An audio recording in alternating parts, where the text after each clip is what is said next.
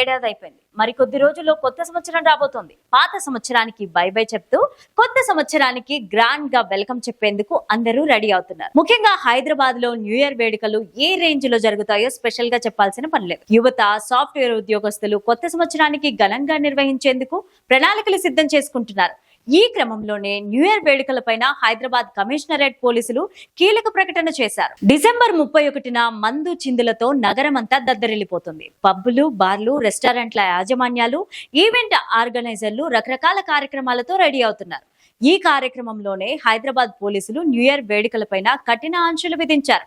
హోటళ్లు, పబ్బులు, బార్లు, రెస్టారెంట్లు, ఈవెంట్ల నిర్వాహకులు పాటించాల్సిన నిబంధనలను సిపి సివి ఆనంద్ వెల్లడించారు. రాత్రి 1 గంట వరకు వేడుకలు నిర్వహించే వారికి అనుమతి తప్పనిసరి అని, ఈవెంట్ల నిర్వాహకులు 15 రోజుల ముందుగానే అనుమతి తీసుకోవాలన్నారు. ఈ ఈవెంట్లు నిర్వహించే ప్రదేశాల్లో సీసీ కెమెరాలు ఉండాలన్నారు. బహిరంగ ప్రదేశాల్లో 10 గంటల్లోగా డీజే ఆపేయాలని చెప్పారు. డీజే శబ్దం 45 డెసిబెల్స్ కంటే మించకూడదని ఆదేశించారు. కపుల్స్ ఈవెంట్స్, బార్లు, పబ్బుల్లో మైనర్లకు అనుమతి లేదని చెప్పారు. న్యూ ఇయర్ వేడుకలకు వెళ్లేవారు నిబంధనల ప్రకారం నడుచుకోవాలని, డ్రగ్స్, ఇతర మత్తు పదార్థాలు వాడి చిక్కుల్లో పడొద్దని సూచించారు.